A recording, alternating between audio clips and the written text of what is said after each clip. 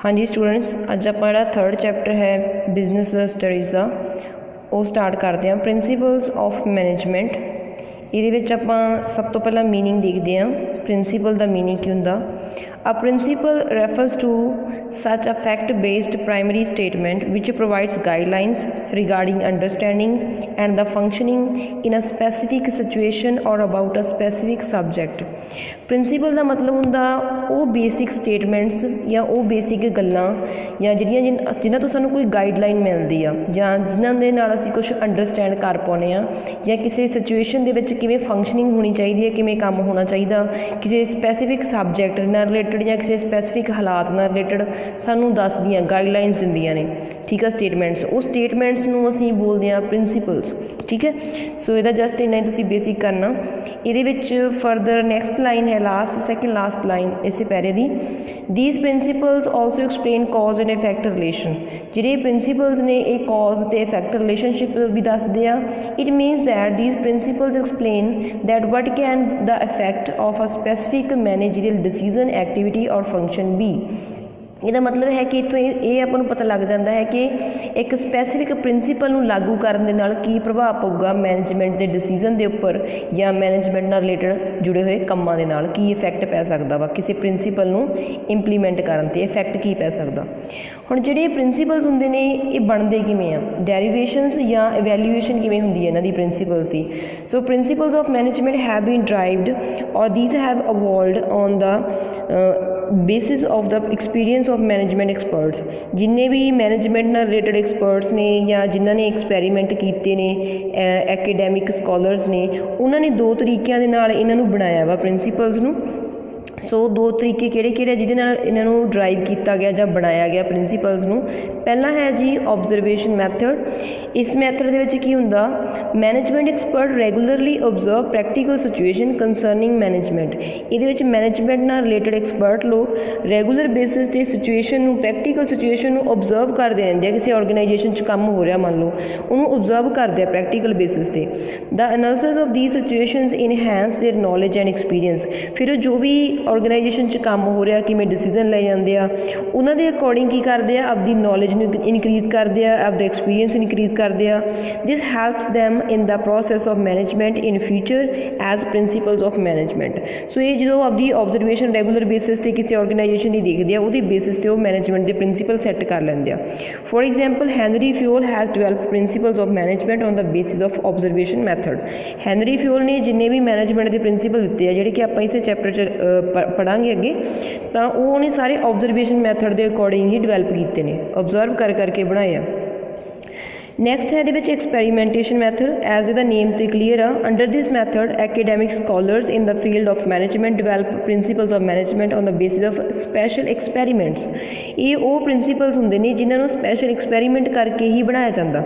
मतलब किसी ऑर्गेनाइजेशन के कोई सिचुएशन क्रिएट करके पहला फिर उन्होंने बिहेवियर चैक करते हैं, फिर वो बेसिस ते प्रिंसीपल बनाते हैं। So they carry out a detailed study and analysis about a specific management problem and then on the basis of this analysis principles of management are develop. ये की करते हैं एक डिटेल के स्टडी की जाती है किसी स्पैसीफिक मैनेजमेंट की प्रॉब्लम की। मतलब मैनेजमेंट के कोई इदा की सिचुएशन आती है, कोई प्रॉब्लम क्रिएट हो जाती है तो उन्होंने किमें हल किया जा सकता। ठीक है, मतलब उन्होंने फिर डिटेल च एनालिसिस करते हैं, उसकी मुलांकन करते हैं, जाँच पड़ताल करते हैं, फिर मैनेजमेंट के प्रिंसीपल्स को बनाया जाता सा। हुण ये एग्जाम्पल है for example Elton Mayo has develop many principles and concepts in the subject of management on the basis of his Hawthorne studies. Hawthorne studies सीगियां कि ह्यूमन बिहेवियर को समझ के फिर उसदे अकॉर्डिंग ही प्रिंसीपल्स को बनाना। सो एल्टन मेयो ने इहदे रिलेटेड भी प्रिंसीपल्स बनाए ने मैनेजमेंट नाल रिलेटेड, बट एक्सपैरीमेंट करके बनाए ने। उन्होंने एक सिचुएशन देती, मतलब उन्होंने सिचुएशन नूं देख के जिहड़ी चीज़ बनती है पहला तो सिचुएशन क्रिएट हुई वो तो सीगा हैनरी फ्यूल ने काम किया, मतलब ऑबजर्व कर करके। बट ये की है एक सिचुएशन क्रिएट करके फिर उसदे अकॉर्डिंग उसदी ऑबजरवेशन की गई ने। ठीक है, सो एक्सपैरीमेंट के कुछ प्रैक्टिकल सिचुएशन नूं करके फिर प्रिंसीपल बनाए गए हैं। सो ये दो तरीके ने। हुण ये अगे है नेचर और प्रिंसीपल्स ऑफ मैनेजमेंट। जिहड़े मैनेजमेंट के प्रिंसीपल ने उन्होंने की कैरेक्टरिस्टिक्स होंगे। पहला तो है कि ये जिहड़े प्रिंसीपल होंगे जनरल गाइडलाइनस होंदियां ने principles of management are in the form of general guidelines about managerial activities and behaviour, मतलब ਜਿਹੜੇ ਉੱਥੇ ਵਰਕ ਕਰਨ ਵਾਲੇ ਲੋਕ ਆ ਉਹਨਾਂ ਦੇ ਬਿਹੇਵੀਅਰ ਤੇ ਮੈਨੇਜਮੈਂਟ ਨਾਲ ਜੁੜੇ ਹੋਏ ਕੰਮਾਂ ਨਾਲ ਸੰਬੰਧਿਤ ਇਹ ਸਟੇਟਮੈਂਟਸ ਹੁੰਦੀਆਂ ਨੇ ਜਿਹੜੇ ਪ੍ਰਿੰਸੀਪਲ ਹੁੰਦੇ ਆ। These are not exact like the principals of physical science ਔਰ ਨੈਚੁਰਲ ਸਾਇੰਸ। ਜਿਹੜੇ ਇਹ ਵਾਲੇ ਪ੍ਰਿੰਸੀਪਲਸ ਨੇ ਜਾਂ ਇਹ ਵਾਲੇ ਸਿਧਾਂਤ ਨੇ, ਸਿਧਾਂਤ ਕਹਿੰਦੇ ਆਪਾਂ ਪ੍ਰਿੰਸੀਪਲਸ ਨੂੰ, ਠੀਕ ਆ, ਇਹ ਮੈਨੇਜਮੈਂਟ ਦੇ ਸਿਧਾਂਤ ਨੇ ਜਿਹੜੇ ਦੂਜੀ ਸਾਇੰਸ ਹੁੰਦੀ ਜਿਹੜੀ ਆਪਣੀ ਨੈਚੁਰਲ ਸਾਇੰਸ ਪੜ੍ਹਦੇ ਹਾਂ ਆਪਾਂ ਜਾਂ ਫਿਜ਼ਿਕਸ ਕੈਮਿਸਟਰੀ ਪੜ੍ਹਦੇ ਹਾਂ ਉਹਨਾਂ ਵਾਂਗੂ ਐਗਜ਼ੈਕਟ ਨਹੀਂ ਹੁੰਦੇ। The main reason for this is that these principles are concerned with human beings, ਕਿਉਂਕਿ ਇਹ ਜਿਹੜੇ ਪ੍ਰਿੰਸੀਪਲ ਆ ਇਨਸਾਨਾਂ ਨਾਲ ਜੁੜੇ ਹੋਏ ਆ ਐਂਡ ਜਿਹੜੇ ਇਨਸਾਨ ਆ ਉਹਨਾਂ ਦਾ ਬਿਹੇਵੀਅਰ ਕੀ ਹੁੰਦਾ ਰਹਿੰਦਾ, keeps on changing in accordance with the time and circumstances. ਸਮੇਂ ਦੇ ਨਾਲ, ਹਾਲਾਤ ਦੇ ਨਾਲ ਉਹਨਾਂ ਦਾ ਜਿਹੜਾ ਬਿਹੇਵੀਅਰ ਹੈ ਇਨਸਾਨਾਂ ਦਾ ਬਦਲਦਾ ਰਹਿੰਦਾ। But this does not reduce the importance of these principals. But ਇਹਦਾ ਮਤਲਬ ਇਹ ਵੀ ਨਹੀਂ ਹੈ ਕਿ ਇਹਦਾ ਬਿਲਕੁਲ ਹੀ ਪ੍ਰਿੰਸੀਪਲ ਦਾ ਕੋਈ ਮਹੱਤਵ ਨਹੀਂ ਹੈ। Because a simple guideline may prove useful in solving a huge problem. But एक ये चीज़ जरूर आ भी ऑर्गेनाइजेशन में कोई छोटी तो छोटी या काफ़ी वड्डियां प्रॉब्लम भी इन्हां प्रिंसीपल की हैल्प नाल असीं सॉल्व कर सकते हैं। मतलब हर एक ऑर्गेनाइजेशन च एग्जैक्ट ये लागू नहीं हो सकते क्योंकि इंसानों का फर्क होंदा, समय का फर्क, उत्थों की सिचुएशन का फर्क है, ठीक है।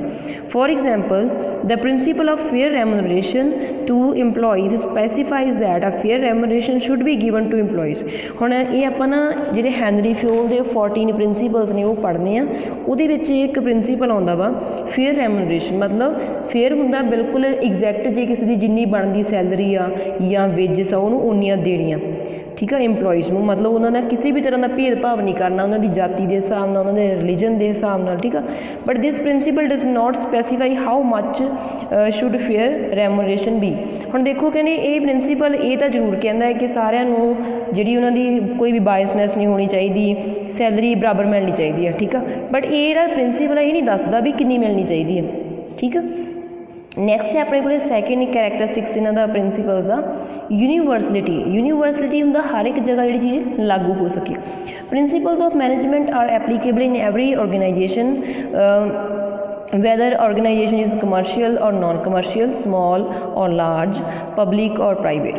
जिन्ने भी मैनेजमेंट के प्रिंसीपल्स ने हर एक संस्था के लागू होंगे आ, चाहे वो प्रॉफिटेबल है या नॉन प्रॉफिटेबल ऑर्गेनाइजेशन है, छोटी है, बड़ी है, या पब्लिक प्राइवेट, कोई भी है। But there may be difference in the applicability of these principles in various organisations in accordance with their nature. हुण डिपेंड करता वा भी किमें किमें एप्लीकेबल हो सकते हैं लॉज। इत्थे किसी दे विच कुछ लॉ एप्लीकेबल होणगे, किसी दे विच दूजे लॉ एप्लीकेबल हो जाणगे। मतलब 14 दे विचों जरूरी नहीं सारे दे सारे एप्लीकेबल होणगे। For example principle of discipline applies in every organisation. हुण ये भी आपां मैनेजमेंट का एक प्रिंसीपल है हैनरी फ्योल ने दिता डिसिपलिन वाला, ये भी आपां अगे डिटेल च पढ़ांगे इसे चैप्टर च। तो कहने ये हर एक संस्था दे विच लागू हुंदा। But the method of ensuring discipline may be different in various organisations. But किहड़े मैथड दे नाल आपां इंश्योर करना भी पूरा एन डिसिपलिन बनिया रहे ऑर्गेनाइजेशन दे विच, ये डिपेंड करदा वो ऑर्गेनाइजेशन किहड़ा तरीका चूज करदी है। बट डिसिपलिन सारिਆਂ 'ਚ हुंदा, ठीक है। अगे पॉइंट है अपने को फ्लैक्सीबिलिटी। फ्लैक्सीबिलिटी का मतलब हुंदा जी चेंज हो सकती है। Principles of management are flexible by nature. Suitable changes can be made in these principles in accordance with needs and circumstances. जिन्ने भी मैनेजमेंट के प्रिंसीपल्स होंदे ने ये की होंदे ने फ्लैक्सीबल होंदे ने, ठीक है। मतलब ये आपां जो चाहिए चेंजेस आपदे कोलों आपदी जरूरत के हिसाब नाल आपदी ऑर्गेनाइजेशन दीयां जिहड़ियां सर्कमस्टांसिस आ उहदे हिसाब नाल आपां इहदे विच बदलाव कर सकते हैं। These principles provide freedom to the manager that he can use these principles as per his needs and circumstances. So ये एक मैनेजर को थोड़ी फ्रीडम मिल जाती है, वो अपनी मर्जी के हिसाब के जी भी ये जरूरत के हिसाब से चेंजिस कर पाता वा। For example every organisation applies the principle of division of labour as per its needs and circumstances. हम डिवीजन ऑफ लेबर नाम का भी एक प्रिंसीपल है जिहदे जे लेबर ने या जिहड़े वर्कर आ उन्होंने काम नूं वंडिया जांदा। किन्ना किन्ना वंडिया जांदा वो आपदी जरूरत के हिसाब नाल आपदी नीड के हिसाब नाल वो वंड सकते हैं, ठीक है। अगे है इहदे विच fourth point situational. Principles of management are situational by nature. These principles can be used by any manager in accordance with the circumstances of his organization. So ये management ਦੇ ਜਿਹੜੇ principles ਨੇ situational ਨੇ, ਜਿਹੜਾ ਕੋਈ ਵੀ manager ਆਪਦੀ situation ਦੇ ਹਿਸਾਬ ਨਾਲ ਇਹਨਾਂ ਨੂੰ ਵਰਤ ਸਕਦਾ. For example, by following the principle of fair remuneration, a manager can determine a fair rate of remuneration to the employees by keeping in mind the economic condition of his organization. ਹੁਣ ਦੇਖੋ salary ਜਾਂ ਜਿਹੜੀਆਂ wages ਨੇ, ਠੀਕ ਆ, salary ਤੁਹਾਨੂੰ ਪਤਾ ਜਿਹੜੀ ਮਹੀਨੇ ਬਾਅਦ ਮਿਲਦੀ ਹੈ ਤਨਖਾਹ, ਉਹ ਸੈਲਰੀ ਹੁੰਦੀ ਆ. ਜਿਹੜੀ ਦਿਹਾੜੀ ਮਿਲਦੀ ਹੈ ਕਿਸੇ ਨੂੰ ਡੇਲੀ ਬੇਸਿਸ 'ਤੇ, ਜਿਹੜੀ ਉਹਨੂੰ ਆਪਾਂ ਵੇਜਸ ਕਹਿ ਦਿੰਦੇ ਹਾਂ. ਹੁਣ ਕੋਈ ਵੀ ਔਰਗੇਨਾਈਜੇਸ਼ਨ ਆਪਦੀ ਇਕਨੋਮਿਕ ਹਾਲਤ ਨੂੰ ਧਿਆਨ 'ਚ ਰੱਖ ਕੇ ਜਿਹੜਾ ਇਹਦਾ ਰੇਟ ਆ ਉਹ ਆਪਦੇ ਕੋਲ ਫਿਕਸ ਕਰ ਸਕਦੀ ਹੈ. ਠੀਕ ਆ, ਮਤਲਬ ਵੀ ਅਸੀਂ ਕਿੰਨੀ ਸੈਲਰੀ ਦੇਣੀ ਆ ਉਹਦੇ ਵਰਕਰਸ ਨੂੰ, ਠੀਕ ਆ, ਕਿੰਨੀਆਂ ਜਾਂ ਵੇਜਸ ਦੇਣੀਆਂ ਨੇ, ਇਹ ਸਾਰਾ ਆਪਦੇ ਕੋਲ ਸੈੱਟ ਕਰਕੇ ਰੱਖ ਸਕਦੇ ਸਿਚੁਏਸ਼ਨ ਦੇ ਹਿਸਾਬ ਨਾਲ. ਜਿਹਨਾਂ ਕੋਲ ਜ਼ਿਆਦਾ ਪੈਸੇ ਨੇ ਕਿਸੇ ਔਰਗੇਨਾਈਜੇਸ਼ਨ ਕੋਲ, ਅਤੇ ਵਰਕਰਸ ਨੂੰ ਆਪਦੇ ਨੂੰ ਜ਼ਿਆਦਾ ਸੈਲਰੀ ਦਾ ਵੀ ਦੇ ਸਕਦੇ ਆ. ਬਟ ਜੇ ਉਹਨਾਂ ਦੀ ਸਿਚੁਏਸ਼ਨ ਇੱਦਾਂ ਦੀ ਨਹੀਂ ਹੈ, ਇਕਨੋਮਿਕ ਹਾਲਤ ਪਹਿਲਾਂ ਹੀ ਬਹੁਤ ਵੀਕ ਆ, ਤਾਂ ਉਹ ਘੱਟ ਰੇਟ ਆਫ ਰੈਮੂਨਰੇਸ਼ਨ ਵੀ ਰੱਖ ਸਕਦੇ ਆ. ਠੀਕ ਆ, ਅੱਜ ਲਈ ਬੱਚੇ ਇੰਨਾ ਹੀ ਆ. ਨੈਕਸਟ ਵੀਡੀਓ 'ਚ ਆਪਾਂ ਇਹਦੇ ਫਰਦਰ ਰਹਿ ਗਏ ਅੱਗੇ ਨਾ ਕੈਰੈਕਟਰਿਸਟਿਕਸ ਉਹ ਪੜ੍ਹਾਂਗੇ.